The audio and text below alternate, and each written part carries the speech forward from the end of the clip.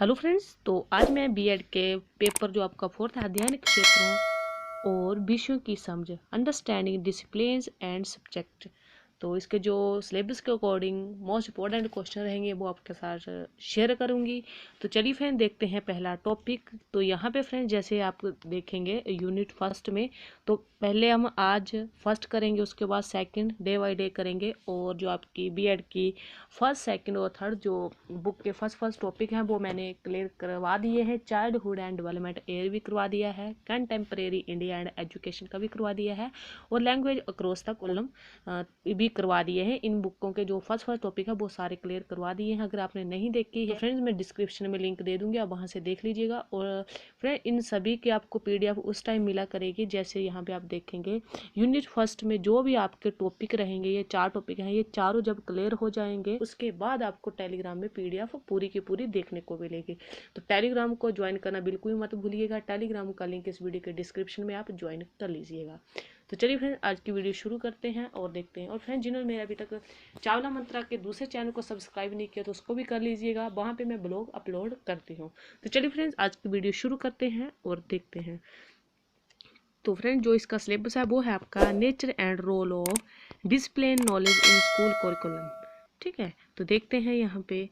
तो पहला question friends आपके सामने रहता है, यहाँ पे हम देखेंगे अध्ययन विषय के बारे में आप क्या समझते हैं। विद्यालय पाठ्यक्रम ने अध्ययन विषय के ज्ञान की प्रकृति तथा भूमिका का वर्णन कीजिए। तो यहाँ पे अध्ययन विषय का अर्थ बहु अध्ययन विषय आज विज्ञान की चर्चा का विषय बन चुका है और इसे सामाजिक अध्ययनों में रिसर्च का एक महत्वपूर्ण विषय माना जाने लगा है।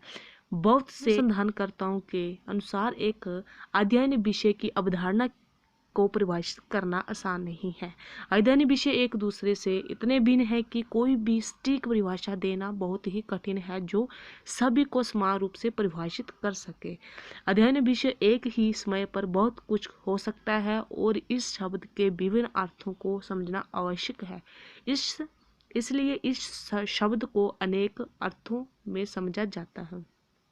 अध्ययन विषयों को अंग्रेजी में डिसिप्लिन कहते हैं, जो लैटिन शब्द डिसिप्लस जिसका अर्थ है विषय या विद्यार्थी और डिसिप्लिनिया से बना है जिसका अर्थ है शिक्षण या अध्यापन। शब्दकोश इस शब्द के अनेकों अर्थ देता है जिनमें प्रशिक्षण से लेकर प्रतिकार से के नियंत्रण में रहना और अपने व्यवहार पर आत्मनियंत्रण रखने तक शामिल है।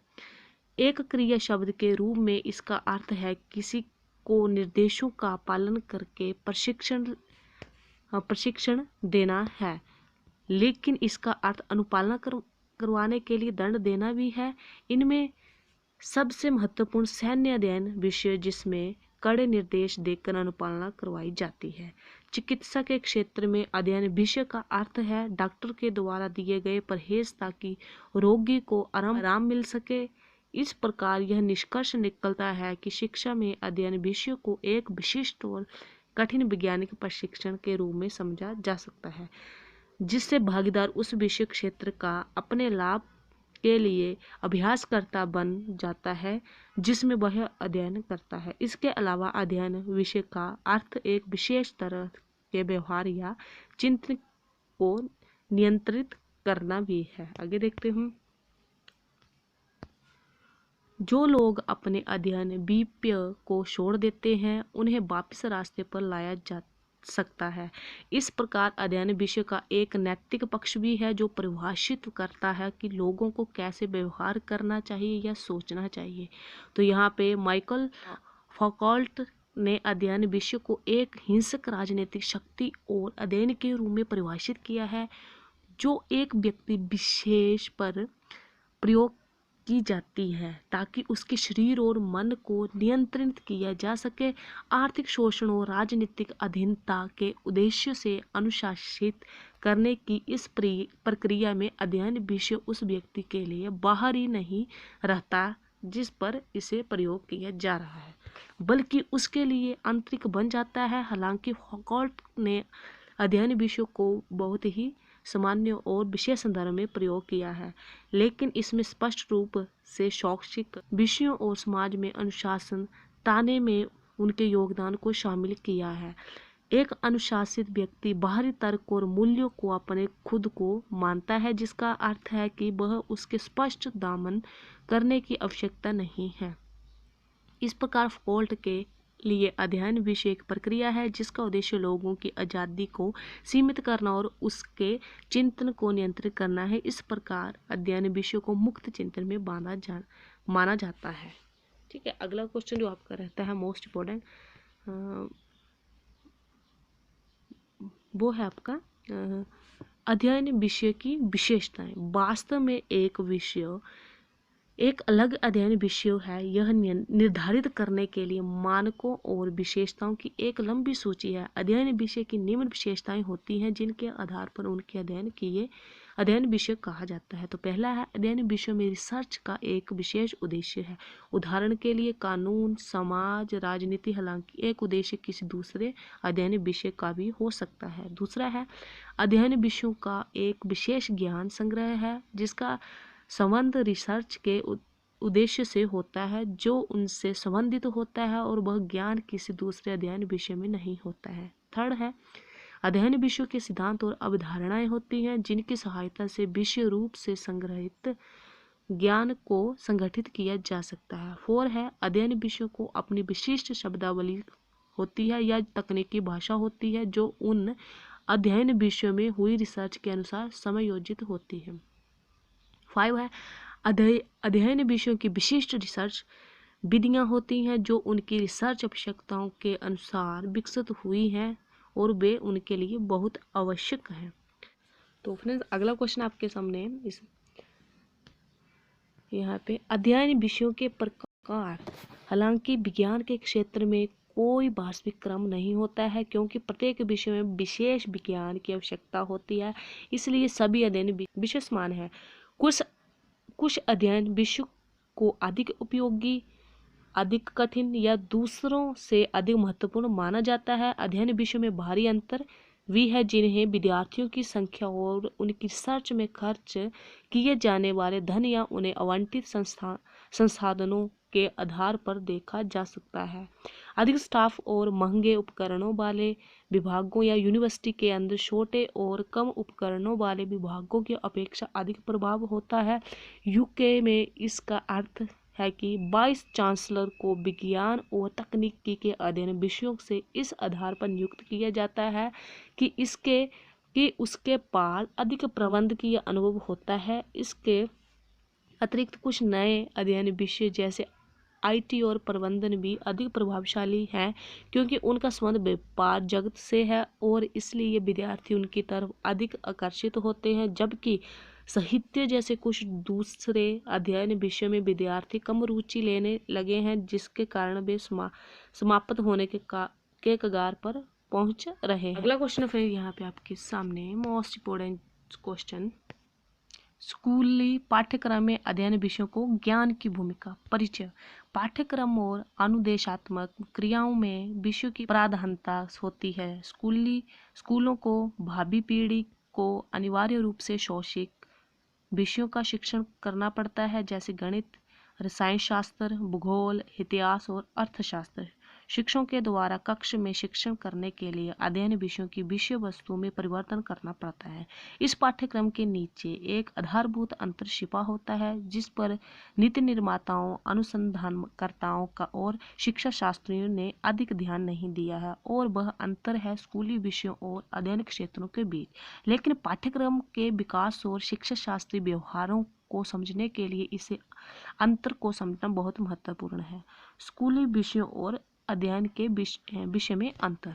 ठीक है, एक स्कूली विषय का अर्थ है स्कूली पाठ्यक्रम के अंदर ज्ञान एक क्षेत्र जिसमें संस्थागत रूप से परिभाषित ज्ञान का क्षेत्र और शिक्षण और अधिगम के लिए व्यवहार शामिल होता है। शैक्षणिक विषय का अर्थ है एक यूनिवर्सिटी के अंदर एक शैक्षणिक विभाग में ज्ञान एक क्षेत्र या शाखा जिसका निर्माण रिसर्च और ज्ञान को आगे बढ़ाने के लिए किया जाता है। स्कूली विषय पारंपरिक अध्ययन के विषय हो सकते हैं जैसे गणित, इतिहास और भूगोल, जिनका सीधा संबंध उन मुख्य शैक्षणिक विषयों से होता है। वे गैर पारंपरिक भी हो सकते हैं जैसे पर्यटन और आतिथ्य जिसका क्षणिक अध्ययन विषयों में कोई संबंध नहीं है। ठीक है फ्रेंड्स, आगे है स्कूल के उद्देश्य। यहाँ पे हम देखें स्कूल के उद्देश्यों। पिछली शताब्दी से स्कूल को 4 विभिन्न उद्देश्यों को पूरा करने के लिए कहा गया है, जो 4 पाठ्यचर्या संबंधी विचारधाराओं को परिलक्षित होते हैं। ये विचारधाराएं हैं शैक्षणिक तर्कवाद, मानवता, सामाजिक योग्यता और सामाजिक पुनर्निर्माणवाद। शैक्षणिक तर्कवाद के अनुसार स्कूल का मुख्य उद्देश्य ज्ञान को विशिष्ट निकायों, विधियों और ज्ञान प्राप्त करने के तरीकों के माध्यम से विद्यार्थियों का बौद्धिक विकास करना है। दूसरी ओर मानवतावादियों के अनुसार बालक का संपूर्ण विकास करना है। सामाजिक योग्यता के समर्थकों के अनुसार स्कूल का उद्देश्य एक समाज और वर्तमान भविष्य की मानव शक्ति की मांग को पूरा करना है, जिसके लिए युवाओं को समाज के लिए योगदान देने के लिए प्रशिक्षित करना है। सामाजिक पुनर्संरचनावादियों के लिए स्कूल सामाजिक समस्याओं को दूर करने का उपकरण है, जैसे असमानता, शोषण, गरीबी आदि, और इसका उद्देश्य सामाजिक विकास और इसकी पुनर्संरचना करना है। ये 4 प्रतिस्पर्धात्मक विचारधाराएं पाठ्यक्रम के निर्माण में हावी रही हैं, जो अपने अपने ढंग से स्कूल उद्देश्यों और ज्ञान को परिभाषित करती हैं। इसमें सदी में पाठ्यक्रम संबंधी 3 संवाद स्वतंत्र, अधिगम कर्ता, सहभागी नागरिकता और भूमंडलीय चर्चा का विषय रहे हैं। इन्हें नया मानवतावाद, सामाजिक सक्षमता और कुछ हद तक सामाजिक पुनर्संरचना के रूप में देखा जा सकता है। ये विचारधाराएं तर्क देती हैं कि समकालीन स्कूलों को व्यक्ति की ज्ञान का निर्माण करने के खुद के आधार को विकसित करने में सहायता करनी चाहिए। स्कूलों को विद्यार्थियों को प्रजातांत्रिक समाज में अपनी भूमिकाएं निभाने में योग्य बनाना चाहिए। इसके अलावा स्कूलों में यह भी उम्मीद की जाती है कि वे विद्यार्थियों को इस काबिल बनाएं कि वे आर्थिक और सांस्कृतिक भूमंडलीय की चुनौतियों का सामना कर सकें। इन विचारधाराओं को संसार भर की सरकारों द्वारा पाठ्यक्रम को बदलने के लिए प्रयोग किया जाता है। तो फ्रेंड्स, हमने जो आपकी 4th बुक रहती है उसके जो अंडरस्टैंडिंग डिसिप्लिन एंड सब्जेक्ट हैं, उसके जो पहला टॉपिक है, तो पहले टॉपिक के जो मोस्ट इंपॉर्टेंट सिलेबस के अकॉर्डिंग जो क्वेश्चन रहते हैं वो मैंने यहाँ पे क्लियर करवा दिए हैं। जब आपकी पूरी यूनिट मतलब वो खत्म यहाँ पे मैं कर दूंगी, उसके बाद आपको PDF टेलीग्राम पे मिलेगी। ठीक है फ्रेंड्स, तो वीडियो को शेयर कर दीजिए, चैनल को सब्सक्राइब कर दीजिए। तो बाय फ्रेंड, जल्द ही मिलेंगे अगली वीडियो के साथ।